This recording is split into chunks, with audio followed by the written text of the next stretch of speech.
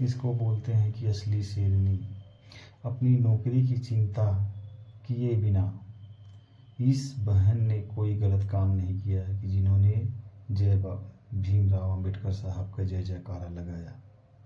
और हमारे हिंदुस्तान में ऐसे लोग हैं कि उद्घाटन तो एससी के मंत्री से करवाएंगे, लेकिन पुजारी ब्राह्मण समाज का ही बनेगा।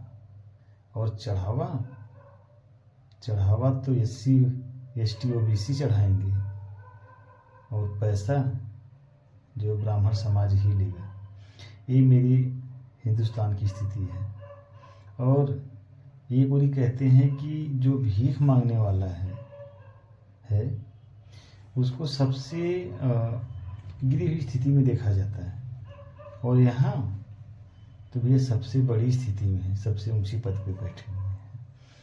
और एससी एसटी वालों को ये सोचना चाहिए कि अब हमें मंदिर में चढ़ावा चढ़ाना है या नहीं चढ़ाना है, क्योंकि भगवान कभी पैसा नहीं मांगता, क्योंकि भगवान सबको देता है। और किसी व्यक्ति की इतनी औकात नहीं है कि जो भगवान को दे सके, बल्कि सब भगवान से लेते हैं। तो ये एससी एसटी ओबीसी वालों को सोचना है कि उनको क्या करना है, क्या सही है क्या गलत है, उनको करना है। अगर लाठी से लड़ोगे तो अपने से कमजोर से ही जीत सकते हो, अगर विचार से लड़ोगे, कलम और किताब से लड़ोगे तो अपने से ताकतवर से भी जीत सकते हो।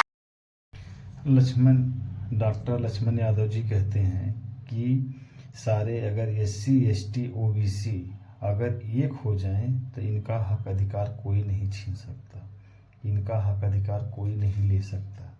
बस एक हो जाएं, और जैसे ही जागरूक होंगे तो ये अपने हक अधिकार पे कायम हो जाएंगे, फिर इनके साथ कोई भेदभाव नहीं हो पाएगा। देखिए समाज में क्या कि जो वैकेंसियाँ निकलती हैं उनमें जितनी इनकी हकदारी होती है, जितनी इनकी हिस्सेदारी होती है, जितनी एससी की हिस्सेदारी है, जितनी एसटी की है, जितनी ओबीसी की है, सबका बराबर मात्रा में मिलना चाहिए। अगर 90% एससी एसटी ओबीसी हैं तो इनका 90% वैकेंसियों में इनका हक होना चाहिए, इस हिसाब से हो।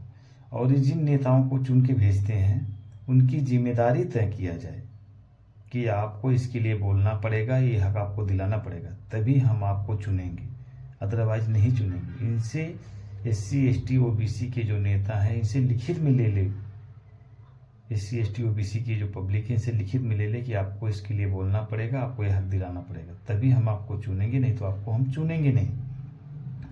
और बताइए कि गुजरात में दारू बंद है, वहाँ दारू बंद है, तो क्या यूपी और राजस्थान में दारू नहीं बंद हो सकती है? यहाँ भी तो बंद होना चाहिए ना, तो यहाँ क्यों नहीं बंद हो सकती है? सरकार चाहती ही नहीं बंद करना, जबकि मैटर ये नहीं है कि दारू से या नशा वाले जो चीज़ें सबसे ज़्यादा टैक्स मिलता है। मेन दिक्कत ये है कि जब दारू पिएंगे ना तो उनके मन का काम करेंगे, जो चाहेंगे वो करेंगे, और दारू नहीं पिएंगे ना तो उनके मन का काम नहीं करेंगे। अगर सरकार चाहती है, एससी एसटी ओबीसी का भला करना चाहती है, बिल्कुल दिल से भला करना चाहती है, तो दारू बंद करे और हिंदुस्तान से नशा मुक्त हिंदुस्तान बनाए, जिसके अंदर कहीं पे कोई नशा ना मिले, ऐसा हिंदुस्तान बनाया जाए। कापी और कलम की ताकत से लड़ो, अपना अधिकार लो, कहीं लड़ाई झगड़ा करने की ज़रूरत नहीं है। सारे एससी एसटी ओबीसी एक हो जाओ, ये जैसे एक हो जाएंगे तो कोई इनका हक अधिकार नहीं छीन पाएगा। अगर लाठी से लड़ोगे, डंडा से लड़ोगे तो अपने से कमज़ोर खुद से जीत सकते हो, लेकिन कापी कलम बुद्धि विवेक से लड़ोगे तो आप अच्छे को हरा सकते हो, आपसे अपने से बली को हरा सकते हो। जय हिंद, जय भारत।